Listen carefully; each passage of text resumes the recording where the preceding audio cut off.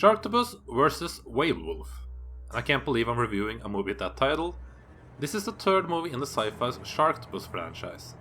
Sharktopus had his own movie starring Eric Roberts back in 2010. And I guess it did well enough for our beloved Sci-Fi channel that they made it into a franchise.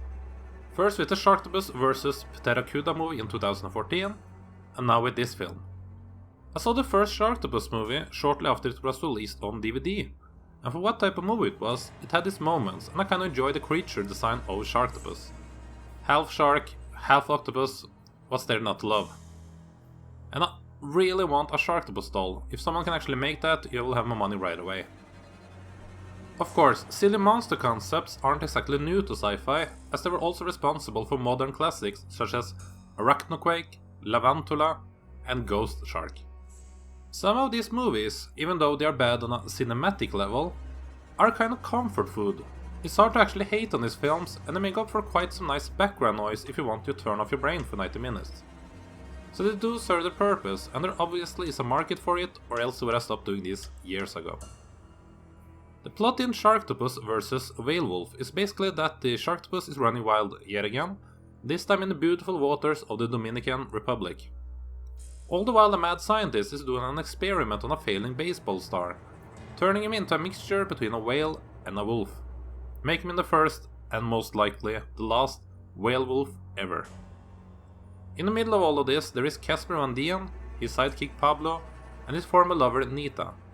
This trio has to take on the job of eliminating these two creatures. Oh, there is also some sort of voodoo tribe somewhere in the storyline as well. But to be honest, no one is interested in a movie called Sharktopus vs. Whalewolf due to its high concept plot. Just like with Pacific Rim, we would just want to see two big monsters fight, and we do get a few fights between these two creatures. Although I do wish we had gotten even more of it, to be honest. The movie starts out a bit dull, but the final 20 minutes makes up for it, and there are some hilarious moments in it, most with the Sharktopus actually showing intelligence and a sense of humor, believe it or not. The effects are horrible. I think the Cgi effects on Sharktopus might be even worse here than it was in the standalone movie back in 2010. The Whalewolf also looks terrible.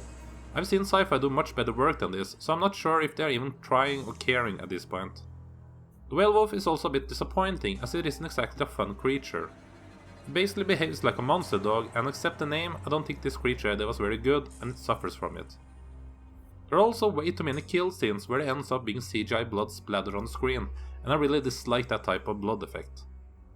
Surprisingly enough, the best part of this film is actually Casper Van Dien. Van Dien has been on a lot of crap since his breakout role in Starship Troopers, and it seems like he's embraced his part in the movie business these days, as he gives a lot of effort into this part, and it looks like he's having the time of his life with it. The rest of the cast is more or less what you would expect from a film like this, nothing too terrible, but nothing worth giving extra attention to either. The pacing on this film is very fast, and they put in a lot of random stuff in it just to make sure that the viewer is never bored. They skip the old character development part of the movie making, as it isn't necessarily for a film like this in the first place. The filmmakers obviously are having fun with the laughable concept of the film, and there are plenty of scenes where they are poking fun of themselves and these type of movies. I think that they could have went even further with the comedy, as the best part of this is when the Sharktopus himself is doing very funny stuff.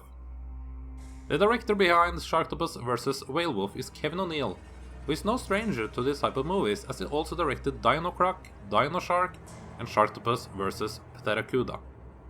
He clearly knows what the viewer wants and delivers the goods in a very fast manner. Sharktopus vs. Whalewolf is only for those who enjoy this type of films. If you hate stuff like this, then you will of course hate this one as well. For those who are familiar and have seen plenty of other sci-fi movies, this one doesn't have that much new to offer, but it's still fun, and Van Dien is great to watch. So take into consideration that I have a soft spot for these things, and especially the awesome Sharktopus, when I give Sharktopus vs. Whalewolf a 2.5 out of 5. Now I could watch these films all day, but what do you think of these films? What's the best absurd creature that sci-fi has delivered to us so far? Let me know in the comment section below, and give this video a like if you want me to do more reviews of sci-fi movies in the future. Take care.